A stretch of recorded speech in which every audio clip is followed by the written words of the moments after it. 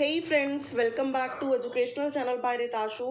Previous video में हमने पढ़ा था व्यंजन किसे कहते हैं और व्यंजन के कितने भेद होते हैं। आज हम पढ़ेंगे अयोगवाह किसे कहते हैं। 11 स्वर व 33 व्यंजनों के अतिरिक्त देवनागरी लिपि में 2 वर्ण और भी हैं और वो वर्ण हैं अंग और आहा। इनकी स्वतंत्र गति है। इन्हें ना तो स्वर कह सकते हैं और ना ही व्यंजन, इसलिए इन्हें अयोगवाह कहते हैं। वर्णमाला में इन्हें स्वरों के अंत में रखा गया है। अंग को अनुस्वार और अह को विसर्ग कहते हैं। तो अब हम पढ़ते हैं अनुस्वार किसे कहते हैं। अनुस्वार को मात्रा से, देखिए ऊपर बिंदु है, ठीक है, मात्रा से प्रकट किया जाता है, जैसे गंगा, संग, कंठ, मंगल, जंगल आदि। कई शब्दों में आधा न के लिए भी अनुस्वार लगाया जाता है, जो गलत है। आधा न के लिए आधा न ही लगना चाहिए, लेकिन कई शब्दों में आधा न के लिए अनुस्वार रूढ़ हो चुका है, जैसे संसार, भंजन, रंजन, कंचन आदि। अब ये देखिए अनुस्वार और आधा न। कंधा, कंधा, इनकी प्रोनाउंसिएशन सेम है, लेकिन यहाँ पर अनुस्वार लगा है और यहाँ पर आधा न लगा है। गंगा, यहाँ पर लिखा है गंदा। चंगा, चंदा, यहाँ पे प्रोनाउंसिएशन अलग अलग है, लेकिन ये वर्ड जो हैं आधा न वाले हैं और ये अनुस्वार वाले हैं। तो आइए पहले अनुस्वार वाले शब्द पढ़ लेते हैं, फिर आधा न वाले शब्द पढ़ लेंगे। कंगा, गंगा, चंगा, संग, रंग, मंगल, जंगल, कंठ, संग। और आधा न वाले कंधा, गंदा, चंदा, संध्या, रंज, मंजन, जन्म, कंत, संत। अब बात करते हैं विसर्ग की। इसका उच्चारण ह के समान होता है। इसकी मात्रा ऐसे है, जैसे 2 डॉट्स आगे लग जाते हैं, जैसे अतः, प्रायः, दुख, संभवतः।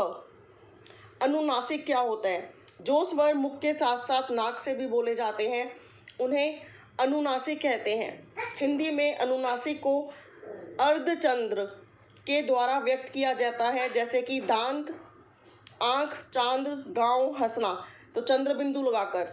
अब बात करते हैं संयुक्त वर्ण क्या होते हैं। जब एक से अधिक वर्ण परस्पर मिल जाते हैं वे संयुक्त वर्ण कहलाते हैं। संयुक्त वर्णों में अधिकांशतः स्वर रहित व्यंजन मिलते हैं, जैसे स्नान, प्यासा, न्याय, राष्ट्र, विद्यार्थी, कर्म, कष्ट आदि। स्वर रहित व्यंजन दूसरे व्यंजनों के साथ आधे रूप में जुड़ता है।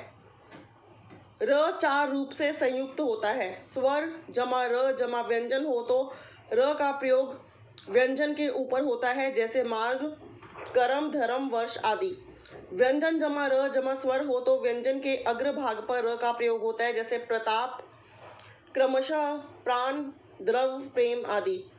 ट वर्ग के साथ र का प्रयोग हो, जैसे राष्ट्र, ट्रक, ड्रम, ट्रेन आदि। अर्ध व्यंजन के साथ शब्द के अंत में र का प्रयोग, जैसे चंद्र, नरेंद्र, हस्र, सहस्र, नम्र, वज्र, वस्त्र, बक्र आदि। द्वित व्यंजन किसे कहते हैं? एक ही व्यंजन जब 2 बार प्रयुक्त होता है और पहला व्यंजन स्वर रहित हो तो वह द्वित व्यंजन कहलाता है, जैसे इक्का, बच्चा, लड्डू, लट्टू, गन्ना, रस्सा, लज्जा, गत्ता आदि। उच्चारण स्थान। मुख के जिस भाग से वर्ण का उच्चारण होता है वह भाग उस वर्ण का उच्चारण स्थान कहलाता है। भाषा को शुद्ध रूप से बोलने व समझने के लिए इनका ज्ञान अत्यंत आवश्यक है। इसके लिए एक तालिका प्रस्तुत की जा रही है। देवनागरी लिपि में 10 उच्चारण स्थान बताए गए हैं। आइए जल्दी से इनको भी पढ़ लेते हैं और फिर वीडियो का होगा एंड। हिंदी वर्णों के उच्चारण स्थान। उच्चारण स्थान पहला कंठ, अ, आ, क, ख, ग, घ, ड़ और विसर्ग कंठ्य, वर्ण ध्वनि का नाम कंठ्य। दूसरा है तालु, ई, च, छ, ज, झ, न, य, श और वर्ण ध्वनि का नाम तालव्य। तीसरा है मूर्धा, री, ठ, ठ, ड, ढ, न, र, श। वर्ण ध्वनि के नाम है मूर्धन्य। नेक्स्ट है हमारा चौथा दंत, त थ द ध न ल स दंत्य। पांचवा है हमारा ओष्ठ, उ प फ ब भ म ओष्ठ्य। छठा है हमारा नासिका, अंग अंग ड़ न न भ नासिक्य। सातवां है हमारा कंठ तालु, ए कंठ तालव्य। आठवां है हमारा कंठ ओष्ठ, ओ औ कंठोष्ठ्य।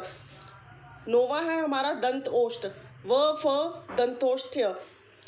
10वां है हमारा अलिजिह्न, ह अलिजिह्न। Thank you so much for watching, friends. If you like, don't forget to thumbs up and share this in your group. Bye for now. Have a good day and take care.